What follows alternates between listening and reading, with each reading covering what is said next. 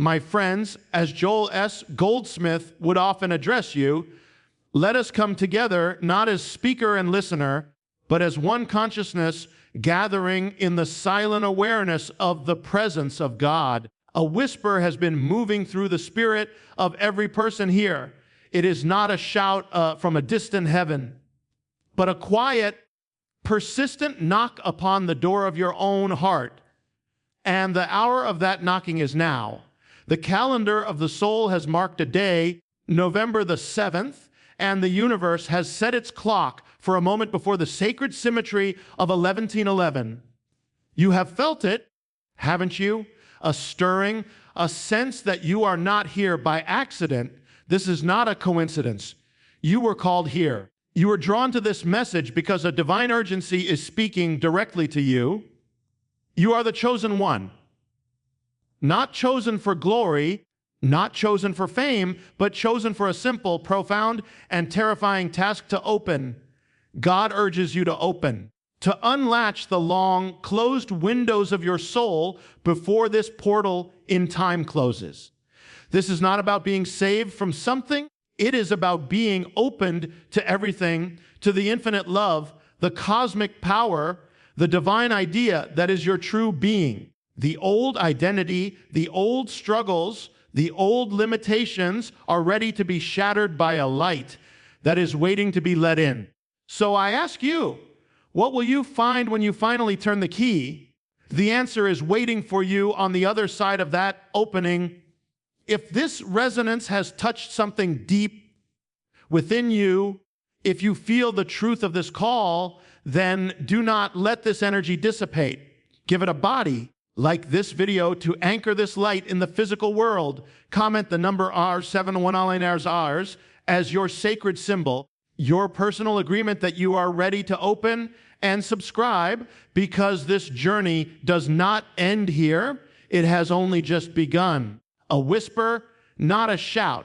This is the first and most essential keynote, my friends, because if we are waiting for the drama of the burning bush, for the heavens to tear open with a clap of thunder, we will wait forever and we will miss the entire point. God does not operate in the realm of noise. The world is noise. Your anxieties are a cacophony. Your fears are a relentless shout. The demands and distractions of daily life are a constant, deafening roar. In the midst of this storm, how could the infinite, the eternal, the perfectly still, possibly communicate with a shout? It would be lost. It would be just another competing sound in a universe of chaos. So the divine communication comes as the exact opposite. It comes as the quiet thought that arrives in the space between two worries. It is the gentle nudge you feel to call a friend you haven't spoken to in years. It is the sudden, inexplicable feeling of peace that descends upon you in the middle of a crowded, stressful room. It is the intuitive knowing that guides you away from one path and toward another for no logical reason you can articulate. This is the whisper. It is so soft, so subtle, that the untrained ear, the preoccupied mind, will dismiss it as imagination, as coincidence, as nothing at all. And this is why so many feel abandoned, feel that God is silent. It is not that the voice has ceased. It is that we have forgotten how to listen for its particular frequency. We have tuned our inner radios only to the stations of fear, of lack, of past regret, and future anxiety. The divine broadcast is on a different channel altogether, the channel of serene, unwavering love. To hear it, we must consciously, deliberately turn down the volume of the world. We must create interior silence. We must become quiet within ourselves. This whisper is not meant to command you. It is meant to guide you. It does not demand obedience. It invites recognition. It is the quiet reminder of who you truly are beneath the layers of a constructed identity. When you feel that inexplicable pull toward beauty, toward kindness, toward a deeper truth, that is the whisper. When you feel a profound sense of connection to a stranger or to nature or to a piece of music, that is the whisper. It is the persistent, loving insistence of your own Christ nature, your own Buddha mind, your own Atman, trying to gently lead you back home to the awareness of your oneness with the source. This is the foundational principle of your journey. Before you can open, you must first learn to be still before you can receive the immense energy of November the 7th. You must attune your inner ear to the frequency of the whisper. The shout of the world creates reaction. The whisper of God invites a response. The shout breeds fear and separation. The whisper cultivates love and unity. Your entire spiritual practice begins here in learning to discern this quiet, internal voice from the tumultuous noise of the external world. It is the still, small voice that was there before the world was, and it will be there after all the noise has faded into eternal silence. And this whisper, this subtle, persistent frequency manifests itself in a very specific and personal way. It is the knock upon your own heart. This is not a generalized, broadcasted message to all of humanity. It is an intimate communication directed precisely at the core of your own being. Think of your consciousness not as a blank slate, but as a dwelling, a temple with a single central door. The activities of your daily life, your thoughts, your emotions, are all happening in the outer courtyards of this temple. They are loud, they are busy, they are often chaotic. But deep within the Holy of Holies, behind that one central door, resides the pure presence of the I Am, your individualized point of contact with the divine. The knock is not happening on the outer gates where the world is clamoring to get in. The knock is on this inner sacred door. This is why it can so easily be missed. We are so often preoccupied with the noise at the gates, the bill that needs paying, the conflict that needs resolving, the desire that needs fulfilling, that we fail to hear the soft, insistent rapping from within the sanctuary itself. This knock is the feeling of divine discontent you cannot quite place. It is that yearning for something more meaningful that arises in a moment of quiet success when you have achieved a worldly goal and yet feel an emptiness, a sense of, is this all there is? It is the gentle pressure you feel to forgive when everything in your outer mind wants to hold a grudge. It is the sudden, unbidden compassion for someone you previously judged. This knock is God's method of relationship. It is not a demand for entry, for the door, remember, is locked from the inside. Only you can turn the latch. The divine will never override your free will. It respects the sanctity of your inner temple too much for that. So it does not break the door down. It knocks, and it knocks persistently. The feeling that you are being prepared for something, that there is a purpose for you that you have not yet fully grasped, that is the knock. The recurring dream, the symbolic pattern you keep noticing in your life, the book that falls off the shelf at the exact moment you needed its message. These are all echoes of that primary knock, translated into the language of your outer world so that you might finally turn your attention inward. To hear this knock is to recognize that the divine is not a distant monarch on a far-off throne, but a presence as close to you as your own heartbeat. It is seeking a conscious relationship with you. The entire spiritual journey then is not a quest to find a God who is hiding, but a process of learning to recognize the sound of the knocking and then gathering the courage to walk through the noisy outer courtyards of your own mind to approach that inner door and to willingly, joyfully turn the lock. And so when you finally choose to listen, when you attune your ear to the whisper and recognize the source of the knock, the purpose of this divine communication becomes stunningly clear. You are the chosen one. Now, we must immediately strip this term of all its worldly, egoic connotations. This is not about being selected for glory above others. This is not a title of superiority. In the spiritual universe, there are no resumes, no competitions, no hierarchies of worthiness. To be chosen is to be given a sacred responsibility. It is to be entrusted with a task that only you can fulfill. The word chosen implies a chooser. And the chooser is the divine mind itself, which has discerned a specific need in the tapestry of creation and has selected the perfect instrument, you, to meet it. Your unique confluence of experiences, your particular wounds and triumphs, the exact frequency of your consciousness has made you the ideal candidate for a divine mission. You are chosen for a task to open. This is the core of the covenant. God does the choosing, and we in turn must do the opening. It is a cooperative act.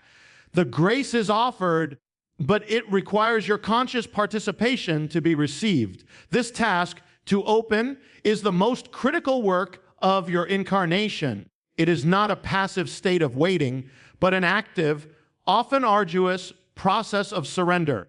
Think of a flower that has been chosen by the sun to bloom. The sun pours its energy upon the bud, but the bud must itself respond.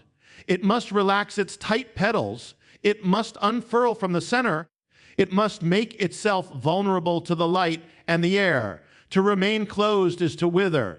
To open is fulfill its divine purpose, to become what it was always meant to be. You are that bud, and the light of God is now shining upon you with a specific intensity, urging you to open. What does it mean to open? It is to release the clenched fist of your sense of a separate self. It is to unguard your heart, to drop the defenses you have built over a lifetime. It is to willingly become vulnerable to the inflow of spirit. This opening is an act of supreme faith, for you are letting go of the very identity structures you believe are keeping you safe. You are opening to a power you cannot control, to a love you have perhaps never fully allowed yourself to feel, to a plan whose totality you cannot see. You are agreeing to become a channel, a hollow reed, through which the music of the divine can flow into the world without obstruction. This is your task, not to build, not to achieve, not to conquer, but simply courageously to open. And this act of opening, this courageous surrender, leads directly to a necessary and profound upheaval, an identity ready to be shattered. For the you that is being asked to open is not your eternal self, not the Christ within, not the pure I am consciousness. That true self has no need to open. It is already one with the source. No, the identity that must be shattered is the one you have constructed, the elaborate and intricate persona you present to the world, and more importantly, to yourself. It is the ego, the sense of a separate, solitary self that has been built brick by brick from your past experiences, your traumas, your accomplishments, your failures, and the opinions of others. This constructed self is like a carefully crafted shell, a fortress designed to protect the soft, vulnerable life within, and it is this very shell that must now be broken open.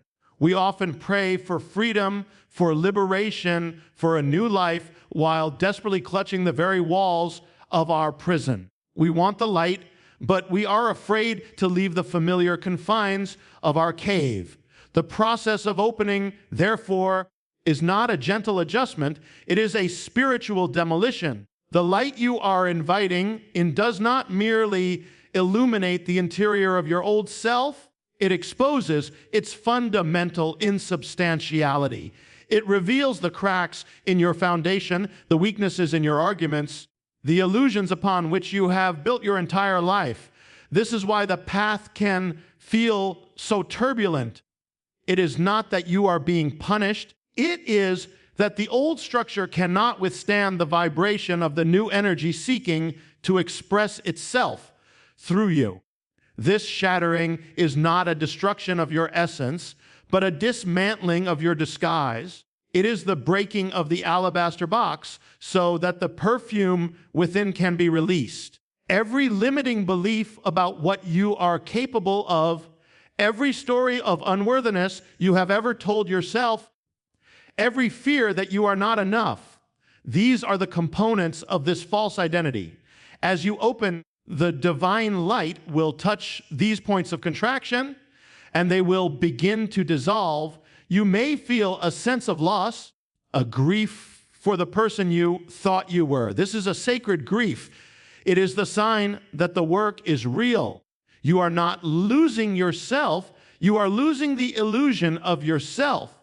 You are making space for the true individual, the unique and glorious expression of God that you were created to be, to finally emerge, unburdened by the weight of a manufactured past and a fearful future. This shattering of the old identity is not a random event, nor is it a gradual process that unfolds on a timeline of our own comfortable making. It is orchestrated by a divine intelligence and converges at a specific point in the tapestry of time and consciousness. This is a portal in time. Throughout human history, there have been moments, not just on the calendar, but in the spiritual climate, when the veil between the worlds becomes thin, when the spiritual currents that always flow become a concentrated torrent.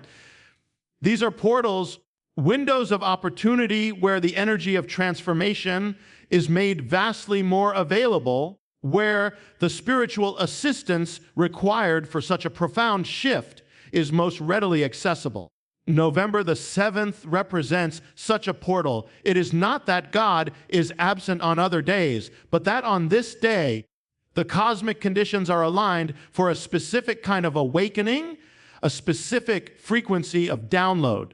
Think of it as a spiritual tide. For most of your life, you may have been trying to swim against the current, or perhaps you have been sitting on the shore, aware of the ocean, but only dipping your toes in. A portal is like a tidal wave of grace. It is an immense, concentrated surge of spiritual energy designed to carry you almost forcefully to a new shore. It provides the necessary thrust to break through inertia and resistance that would otherwise take years of dedicated practice to overcome.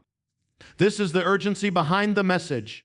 The knock on your heart is now more insistent because the door to this transformative energy is open for a limited window.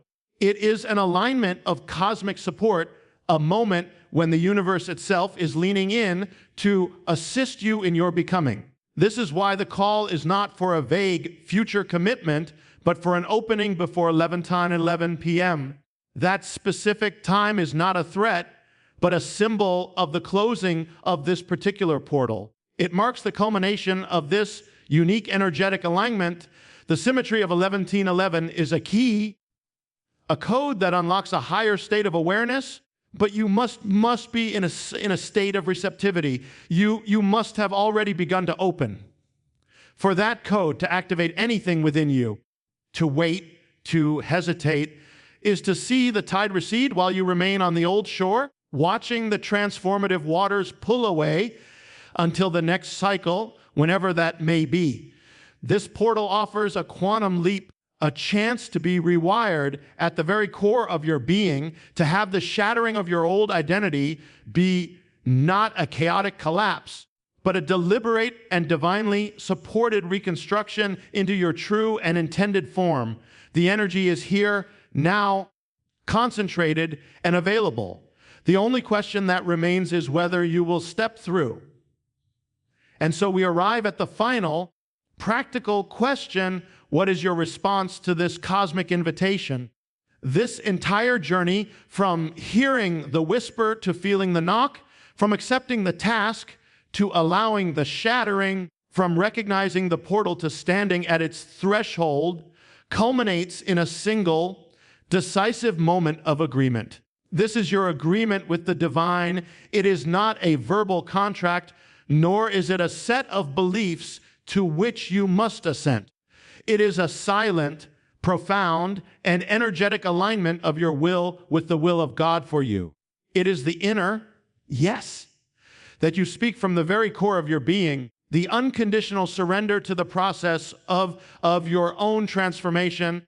This agreement is the turning of the latch on the inner door. This agreement is not passive. It is an active co-creation. God provides the whisper, the knock, the portal, and the boundless energy of love. You provide the one thing that is uniquely and irrevocably yours to give your consent, your fiat. This is the sacred transaction upon which your entire spiritual evolution hinges. Without it, the divine remains a potentiality outside of you. With it, it becomes the living reality within you. This agreement is what bridges the gap between the truth of your being and your lived experience of it. It is the decision to stop identifying with the breaking shell and to start identifying with the light that is breaking it. This agreement is sealed not with a signature, but with a shift in consciousness. It is the moment you stop asking, why is this happening to me? And start asking, what is this seeking to express through me? It is the decision to interpret every circumstance, every encounter, every joy, and every pain as a facet of this divine agreement, as a tool being used by a loving intelligence to sculpt you into your true form. It means you are no longer a victim of life, but a student of it. You are no longer a passive recipient of grace, but an active participant in its manifestation. You are agreeing to see the hand of God in everything, especially in the shattering, for it is there that the new creation is most potent. This is the culmination of the path of the chosen one. You are chosen, yes, but the circle is not complete until you choose back. The whisper awaits your listening. The knock awaits your answer. The task awaits your acceptance. The shattered identity awaits your release. The portal awaits your step. And now the divine awaits your agreement. This is the silent, powerful, and utterly personal covenant that makes the universal personal. It is the final keynote because from this point forward, your life is no longer your own. It is a shared life, a collaborative masterpiece between your individual awareness and the infinite I am.